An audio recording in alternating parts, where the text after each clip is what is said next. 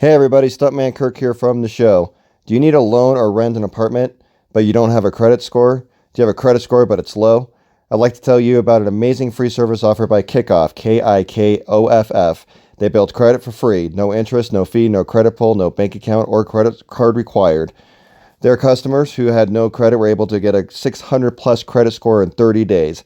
KIKOFF is an official member of all three major consumer credit bureaus and will establish your credit history with all of them. It is a mission-driven company backed by social impact investors. Credit building should be free, and now it is. Build your credit and receive free credit scores at KIKOFF's website today. That's KIKOFF without the C, so KIKOFF.com. Looking to take your sports knowledge to the next level? Just a fan of wrestling and entertainment? You're in the right place. Welcome to The Show with your hosts, Hollywood JDT and Stuntman Kirk.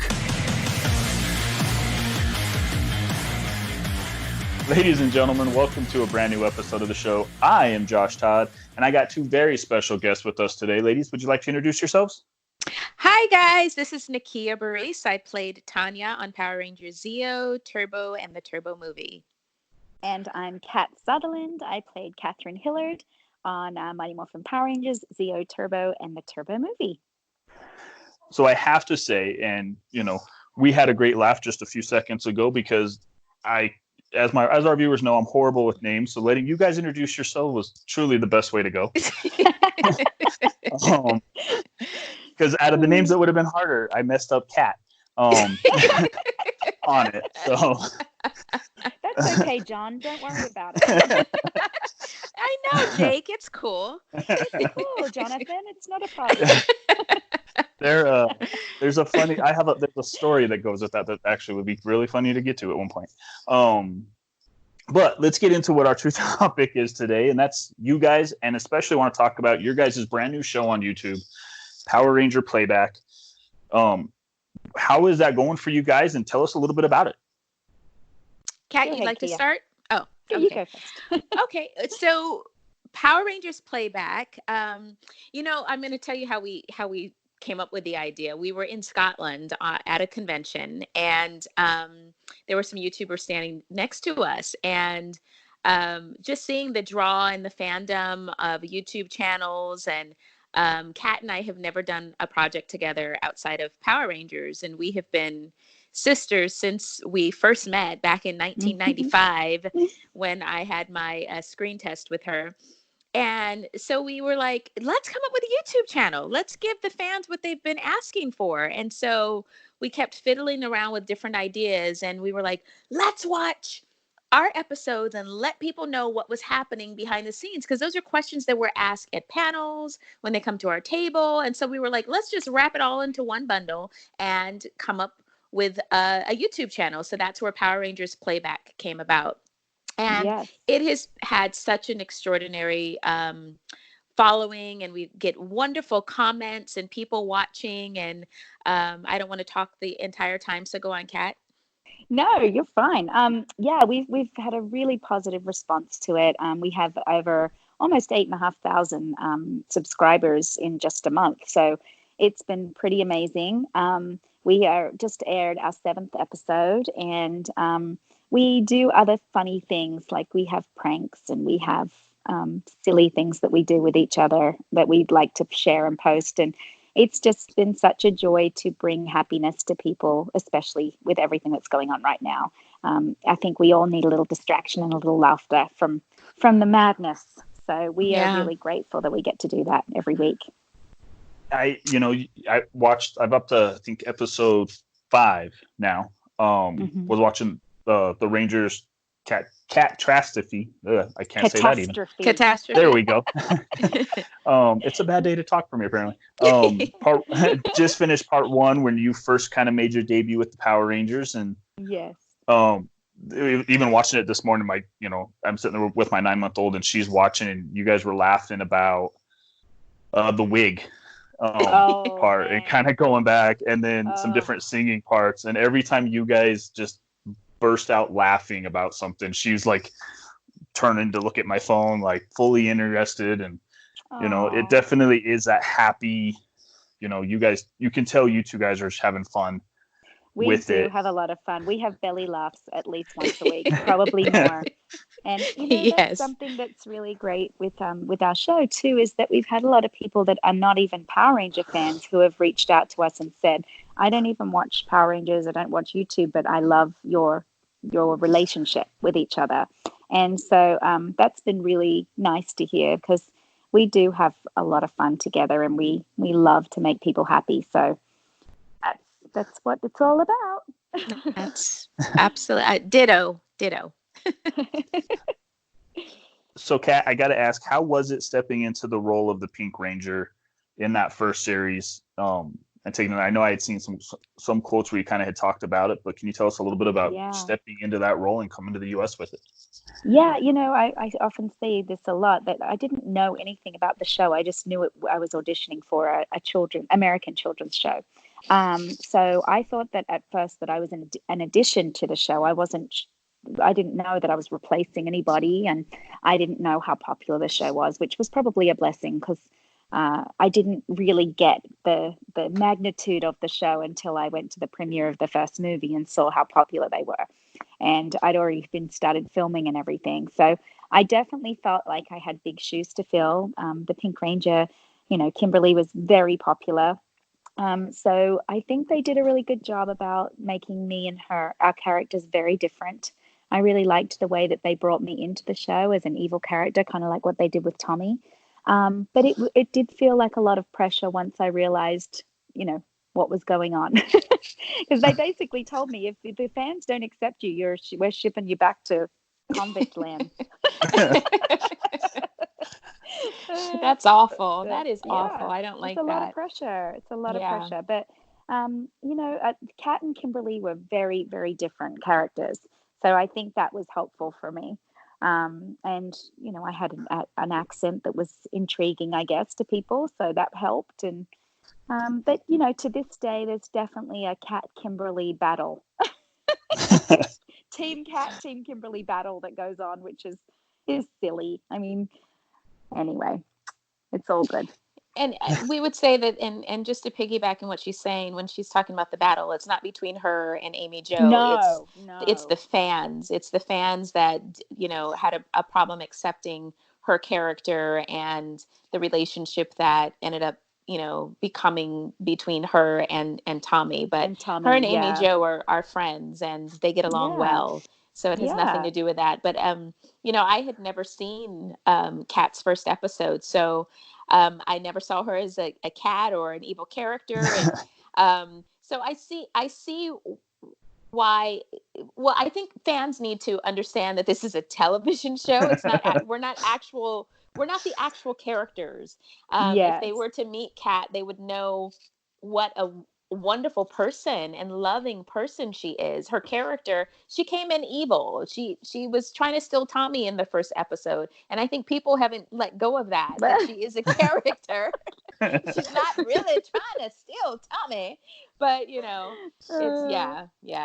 it's something that's been going on for over 20 years. But those Cat fans have been great. Practicing your hair flip, Kia, after seeing that? Yes, I've been practicing my hair flip. Good for you.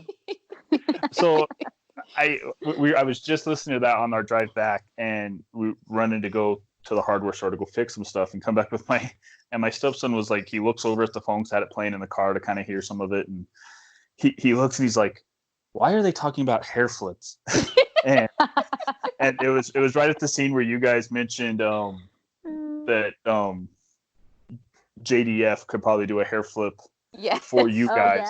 And then he's looking and he's like, his hair's longer than theirs. And it was just that funny little, that moment where he watches TV now, and it's definitely by far a generational TV gap, with those things. Cause he was like, you guys had talked about everyone turning and looking at the camera in the openings. And that was kind of that 90s TV way, Full House, totally. Everything had that, turn and look at the camera when they, in the opening package. So that was a very 90s thing, wasn't it? Yeah. How was it stepping into that Yellow Ranger? I mean, I know you guys talked a little bit on the show there that you really kind of took Billy's place as a Power Ranger in there, and kind of still took his role in that place, and when you stepped in to kind of move in, how was that stepping into that role? Well, similar to Kat, I did not know that I was replacing anyone. I didn't even know that I was going to be a Power Ranger. I just knew that they told me that I needed to learn these lines and I need to wear yellow. And, I was like, okay. So when I auditioned for the show, I was in college, so I really didn't watch television. I didn't even know what Power Rangers was. I just knew that I was going to school to be an actress, and this was an opportunity, and I wanted the job. So after, the 5 auditions and being on set, that's when I learned that I was actually not taking over Karen's role, but I was replacing the Yellow Ranger who had previously been on the show. I never got a chance to meet Karen until, a few years later. I actually met her at an audition, and we, developed a friendship, and it's just grown over the years. But even on the show, I don't know if I understood. Just like Kat was saying, she didn't understand the magnitude of how big the show was, or the shoes that we were filling, or anything like that. So even being on the show, I didn't know about the transfer of powers, and that I learned probably that day that I was going to be taking, Billy was giving me his powers because the Japanese footage didn't call for 6 Rangers. So there had to be 5, and the yellow stayed. So it was great. It was great. It was great being on the show, great meeting everybody. Everybody was very welcoming. Outside of Kat, I would say Steve befriended me really quickly and just made sure that my adjustment was really well. And it was like a family setting. It was definitely a family setting, and we became like brothers and sisters. But I think I've answered your question, but I've just gone a little bit too far, so I'm going to stop there. I think it kind of plays into what like what my next question was going to be, is you guys making those roles yourselves, and being able to put you into that kind of character. How was that process for you guys? You guys were both in your 20s when you guys kind of took those roles, or right around that time. How was it kind of making that character you? Well, I think they did do a really good job of asking us a lot of things about what our interests were. Like, they heard Nakia singing one day in her dressing room, so they incorporated that into an episode where she was a singer. They knew I was a ballet dancer, so there was a couple of episodes of me dancing. They kind of found out our interest. Nakia was a softball player. They had a softball episode. So they took aspects of our own life and kind of added that to the characters. I am a very motherly person, so I felt like they really adapted that into my character, especially when Justin came on the show. Kat really kind of was like Justin's protector. So I liked that they did that. I would agree. Just piggybacking on what Kat said, I played softball and I played baseball. That's why they ended up making the baseball episode. And I was a tomboy growing up. And the funny thing is, Kat had mentioned this in one of our recordings. I don't think that it's aired yet, or might have aired. Where you see the girls in the episodes, we're always wearing skirts. We're wearing that darn pinafore, as Kat would say. And I'm like, we don't call those pinafores. But it's funny because we on Power Rangers, we're wearing, although Tanya is I think she's tomboyish, she's strong, very similar to my character. Nakia, did not wear a lot of skirts and dresses. I was a tomboy. I played sports. I was hip hop dancing and all of that. So I didn't have time to wear skirts or anything like that. So that would be the one thing that I would say is different than my than Tanya versus Nakia character. Yeah. All right. You kind of mentioned it there a little bit. With your guys' show, there's a lot of your guys' Nakia and Kat isms that you guys kind of worked into the show.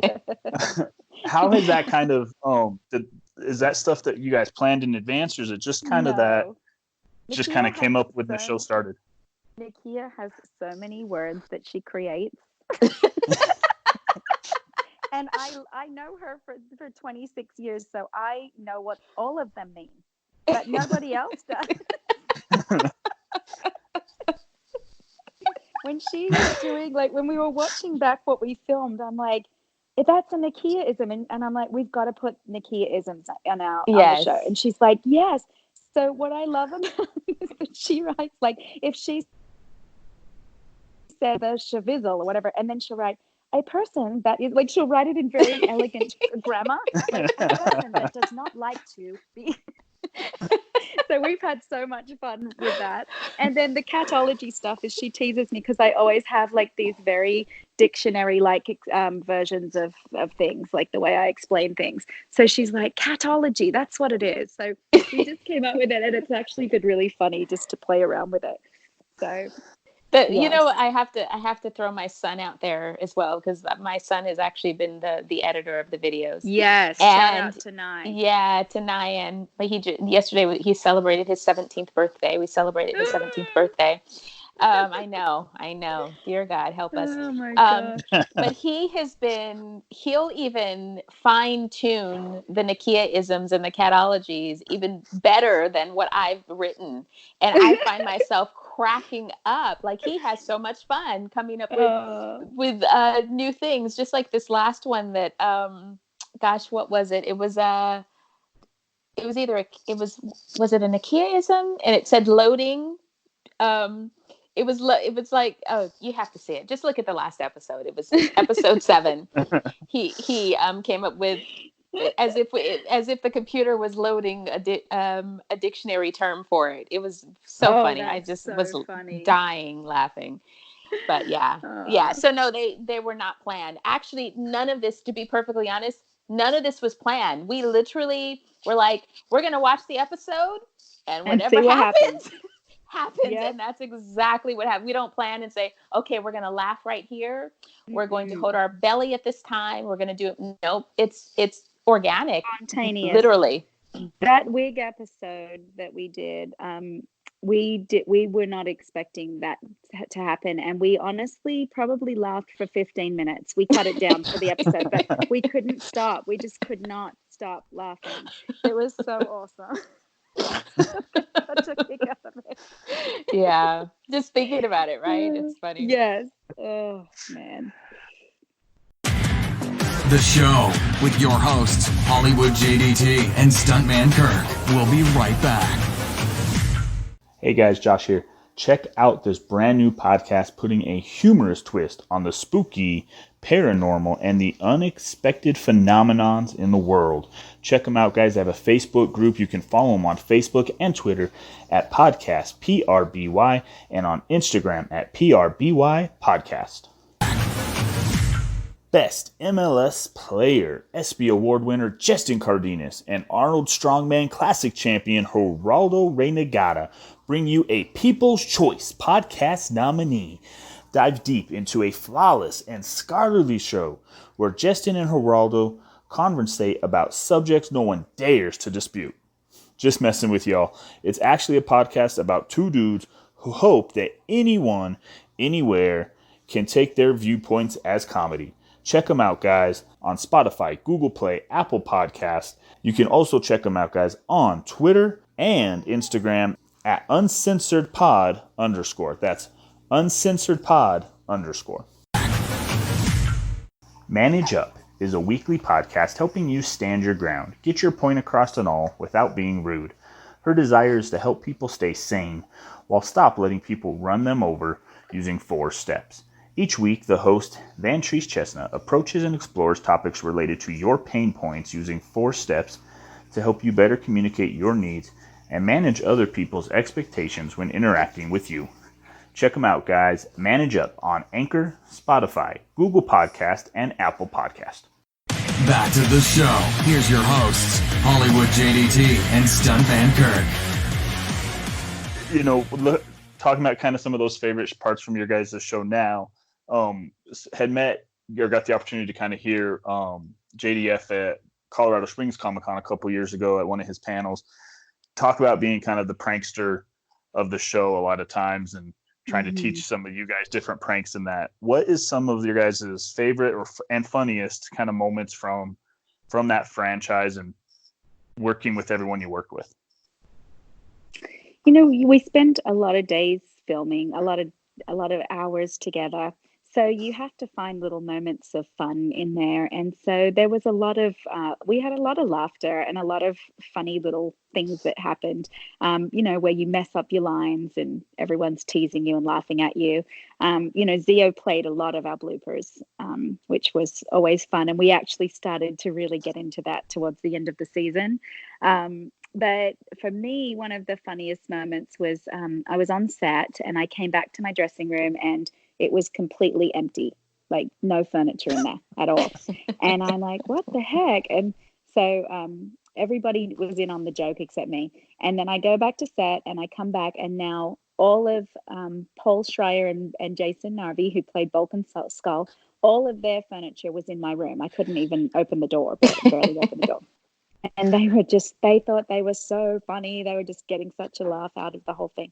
So I thought, I'm going to pay them back. So when they were on set, I got Narvi's cowboy boots and filled them with hair gel. And so he came back and he was so mad at me. He's like, that's not funny. You took it too far. You don't mess with my boots. And oops, I guess you don't do that. But I'm like, he said, you can't even wash it out. He was so mad. So that's the one that sticks out in my mind. What about you, Kia? I don't know that I don't remember any pranks being played on me, to be perfectly honest. Maybe it was behind your back. Yeah, it must have been behind my back. I remember pranks being played on you and hearing about them afterward. All the time. But I don't remember any pranks being played on me. I'm sure there probably was, but I know that JDF used to try to put flies and insects in people's food. Yeah. But I think he probably even did that to me, and I would find out beforehand. So then the prank wouldn't, it was not successful. So I don't know. Unfortunately I can't remember any of the pranks played on me. Sorry. I don't think you were as gullible as I was. I just walked straight into it. I know. And I tried to save you a couple of times. Oh, dear.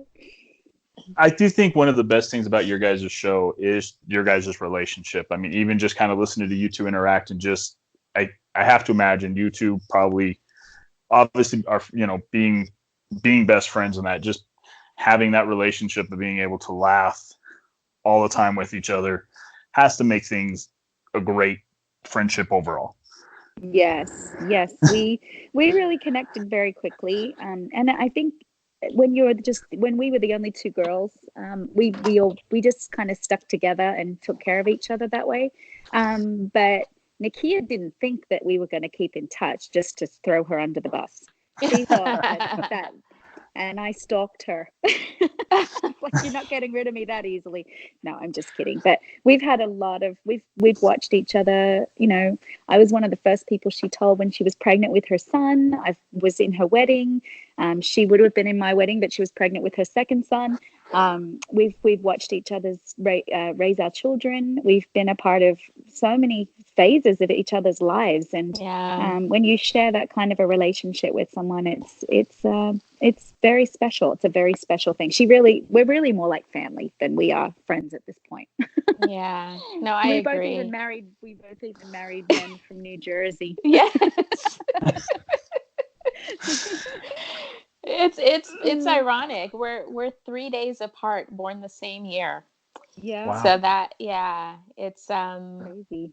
Yeah, and just to clear things up, when we were on the show, we saw each other every single day. So when the show ended, I just didn't know what the outcome was going to be, like how the relationships were going to stay. We didn't have cell phones at the time. Yeah, that's right. And all we had were landlines. I think we might have had pagers. We had pagers. We had pagers. And so I lived on one side of Los Angeles and Kat lived in what's called the Valley. So at that time, I just didn't know if we were going to continue to communicate and all that. But we did. And I'm so happy that we did. Me too. Because we were so close on the show. I just didn't know if it was going to roll over into real life, even though we did hang out outside of the show. when you're, because the guys, I didn't see any of We the didn't see guys them. No, we didn't see until the boys conventions. until, years later. Yeah. Yeah. It's men are not, as generally speaking, I'm stereotyping a little bit, but I think they're not as good at keeping in touch as girls are. Yeah. Did I offend you? Nope. No, you guys are Jack good. now we'll call you Jack. I'm going to call you Jack. You're going to get a new name every few minutes. I'm gonna wind up with 5 different names by the end of this show, so it works. You mentioned the conventions and that, and I think this is the best time to kind of get into it. I do have a fan question that I want to get to, but let's talk about the conventions and how do those kind of go for you guys? What are your favorite things with them? I know with the current environment we live in the current world, the way things are, some of that's on pause, and I know you kind of wanted to talk about that, Kat. And let's talk about some of the convention stuff and cover some of those things that are upcoming. When everything that's going on, it's been a very stressful thing for a lot of the promoters and for a lot of actors, because we were all booked up to do many shows. I've lost like 5 shows. And it's very depressing for people that were looking forward to that. They've saved up all their money to go and pay money to go and see these, their heroes and meet them for the first time, or, cosplayers. It's a real culture in the convention world, and it's something that people really, really, it's their social outlet. So it's been a little bit depressing for people, and obviously for the promoters who have invested a lot of time and money to create these amazing events for people. And so they've had to postpone, or some have had to cancel, and it's a hard time. But just know that to all of the con goers out there, they are doing everything they can to push it, and a lot of them are rescheduling for September and onwards. So the end of the year, we have so much to look forward to. I know a lot of my cons have scheduled for later in the year, and it's going to be a busy and fun time, and we're all going to be so ready to interact with each other and have fun together again. And actually, Nakia, you should talk about your show too, your convention. Yeah, so I started doing cons, started being guest at cons in 2009, and Kat and I pretty much started around the same time. I don't know if the LA Anime Show was the first one, or if Power Morphicon was. I'm not sure which one was the first. Anime Expo was the first one. We met Scott at Power Morphicon at Anime Expo. Oh, okay. So I had no idea. I mean, what was around that time? MySpace was around at that time. If you guys could remember MySpace, that was before Facebook. Oh, wow. You're old. I remember. Yes, I'm old. I'm older than you by 3 days. Anyway, I remember someone emailing me on MySpace and asking me about attending a comic convention, and I was like, "What is that?"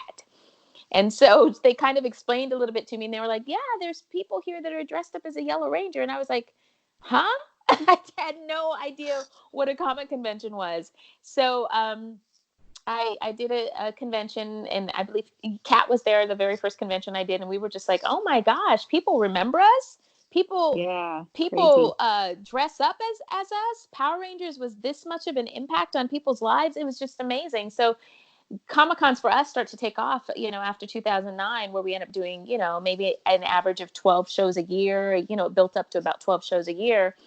And 2018, Karen Ashley, Mikey Bioni, who owns Ranger Stop Orlando, and I were all at New York Comic-Con. And so, we came up with the idea of, we start talking about the idea of starting a convention ourselves. Mikey had already had his. He was like in the 5th year or 6th year at that time.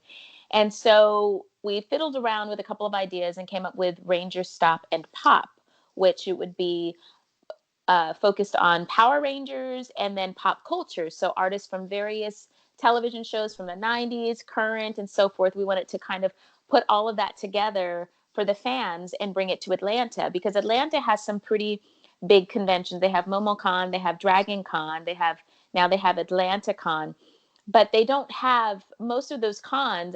MomoCon is all anime. Dragon Con, you might get a couple of Power Rangers there, but we knew the fandom, the Power Ranger fandom is so large, it would be really, really great to bring it to Atlanta. So that's where we came up with Ranger Stop and Pop. And it's at the Sheraton Atlanta Hotel. Last year was our first year. We had a really nice turnout. We expect a really nice turnout this year. I'm knocking on wood. I'm praying, and so far so good. Our convention is not until June. It's June 19th through the 21st. Again, at the Sheraton Atlanta Hotel. We're going to have Power Ranger guests. We're going to have guests from Dragon Ball Z, Dragon Ball Super, and My Hero Academia. It's going to be a fantastic show. We're going to have photo ops and panels, great panels, unique panels, not just asking us questions. Last really year fun. we played the newlywed game with the Power Rangers. Oh, it was hilarious. It was funny. We just try to do unique things that most conventions don't do at panels. We want it to be a very fun experience from beginning to end. But yeah, so Ranger Stop and Pop, June 19th through the 21st, Sheraton Atlanta Hotel in Atlanta, Georgia. And that gives you something to look forward to, everyone. Yeah. Yeah, we need that. Well, and hopefully we can get you guys out to Colorado at a convention and get you to one of the 3-4 different ones that have been out here. Was it last year or the year before? No, it was a couple of years ago. Yeah, Colorado Springs Comic-Con. I think I remember seeing it. Was it? I think if it was 2 years ago, I think I remember you being there. Yeah, I think it was 2 years ago because I was with. I think Blake was there. Me, Hillary was there. Nakia, you were at another convention. You weren't with us. You were somewhere else for some reason, but Steve, I think, was there. There was a few of us, but it was beautiful. I love Colorado. Oh, I remember. Yes, I remember. You telling me all about it. I do remember. That was a pretty big con there. Yeah, it was good. Yeah, It's owned by the same guy that runs Rhode Island Comic Con, Steve. Okay. Yeah, Steve Perry. Yeah. So nice. Well, I got one fan out there. Oh, yeah, by far. And, Denver Pop Culture Con's been growing every year. Hopefully, I think they're looking July 4th. That weekend is the year they're doing it this year. But, if you guys by far come out, hopefully we can have you guys on another, live kind of interview kind of set up and do something there with it. It would be fun to be able to see you guys and be able to talk in person. Meet in person. Yes. And hopefully by then I don't butcher your names as bad. We forgive you, Jack. I mean, Josh. I put out this last week about this interview coming out this week and asked for some fan questions. Got a fan question from the Power Rangers Facebook group, and wanted to kind of run that by you guys from Zach Cahill. He says, "Which Ranger did you guys like being the most?" And he thought both of you were awesome as the Zero Rangers. Oh, thanks. That's very sweet. Well, it didn't feel like we were different Rangers because to us, we just rolled into the next season and it was just a different suit. So it didn't feel like to us like we were anything different necessarily. Wouldn't you say, Kia? Would you agree with that? Yes, yeah. I'm sorry. I was just about to laugh because this is a prime example of how things just come to mind. When you said we just rolled into it, the first thing I thought about was Humpty Dumpty rolling down the hill. And see, if we were recording at that time, I would be dying laughing because I would be like, we are not Humpty Dumpty rolling down the anyway. Sorry. We have moments like that. But if in terms of like the seasons, I really did love Zeo. I liked our suits. I liked the storylines in Zeo. I wasn't crazy about the Machine Empire, but I liked that Zeo was our own season. We didn't have to share that with anybody else. Like it wasn't a split. You're still laughing about Humpty Dumpty. No, I'm laughing about you said the Machine Empire. I was thinking about Stiff Neck. Oh, Stiff Neck. Pads, Machina. Sorry. Okay, keep going. But I loved all the seasons for different reasons. I did love Mighty Morphin, obviously, because that's the original, and I loved the way my character came in, and I loved Turbo because we got to do more civilian fighting, and I loved Divatox as an addition for the evil. It was fun to go back to a real live villain as opposed to machines with stiff necks and shoulder pads.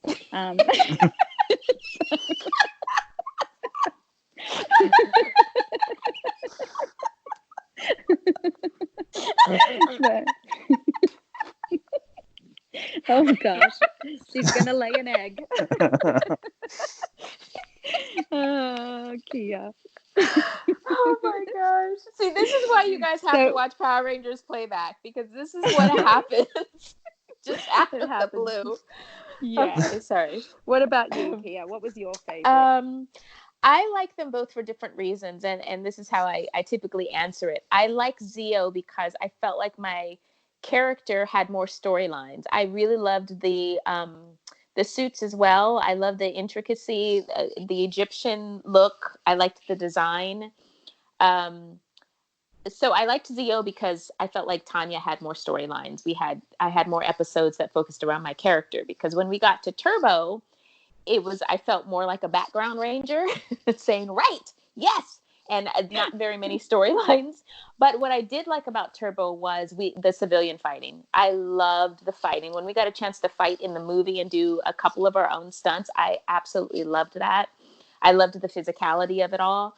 So I liked them both for different reasons. Yeah. And I did love Diva Talks. I didn't like stiff neck and shoulder pads.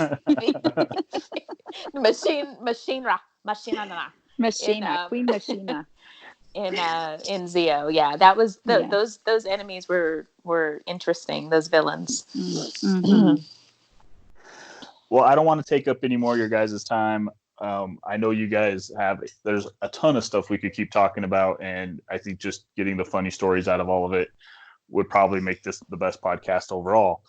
But truly, thank you guys for being a part of this episode. Thank you guys for being willing to come on and just have this talk. This was awesome, and probably truly I can't imagine another time that I've laughed this much on this episode, which I'm gonna have to tell my co-host he needs to do better. Thank you. But truly, any other projects you guys have coming up, or anything that we can put out there for you guys, or where can people follow you on social media? Go on, Kat. You can go first. I'm Catherine_Sutherland on Instagram, and then Catherine Sutherland Official on Facebook. But I tend to use Instagram more than anything else. We have a Power Rangers Playback on Instagram and Twitter. Oh, what is it on Twitter? What's the handle on Twitter, Kia? Because it's different. It's Playback Power. Playback Power on Twitter, but Power Rangers Playback on Instagram. And then I also have YouTube, Power Rangers Playback on YouTube. And then I also have a website, catherinesutherland.biz. I write a blog. You can subscribe for free, and every month I send out a little email, and you get a little bit more, inside information on things. So I wanted to also just share real quick. We are going to be adding some new fun things to our YouTube channel. We're going to be adding some merchandise and some super chats that are going to be available, and a bunch of fun behind the scenes that we're going to be adding to our channel in the upcoming months and weeks. So please stay tuned. We want you guys to, I know that the convention season has been, like Kat had said, many of you have saved up your money to come. And I know that people are also being laid off and so forth. We want to try to bring joy to you through, our channel, give you opportunities to still talk to us, to see us. And so we're going to come up with some ideas to hopefully be able to reach a lot more of you on a personal level. So just check out our channel and see the things that are going to be coming new with super chats and behind the scenes and subscription options and so forth. You can find me on Instagram, Nakia Burrise. That's NAKIA BURRISE. Facebook, Nakia.Burrise. And Twitter is Nakia Burrise. And of course, Power Rangers Playback, YouTube and Instagram. And there you have it. Yes. Well, thank you guys again so much. We'll make sure this we'll tag you guys on social media and get you guys out there. And we'll definitely be subscribing to the blog and looking at what you guys come out more with the Power Ranger Playback show. So thank you guys again so much. I truly appreciate this time, and I know our fans are going to love it. Thank you so much. Thank you. You take care of yourself and your family. You too, guys. Thank you. Listen to Past Week, Next Week with Chris and Paul. It's a show where they review the most important things from the past week and get you ready for the next week. Just listen to them and you won't need any other information outlet. That's their guarantee. Check them out, guys. You can check out their podcast on Podbean and at Apple Podcasts. It's Past Week, Next Week. Thanks so much for listening to this episode of The Show with Hollywood JDT and Stuntman Kirk. Want to stay in the know on all things sports, wrestling, movies, and TV? Follow the show on social media at The Show Podcast. If you like today's episode, please leave a review and subscribe, and we'll catch you next time on The Show.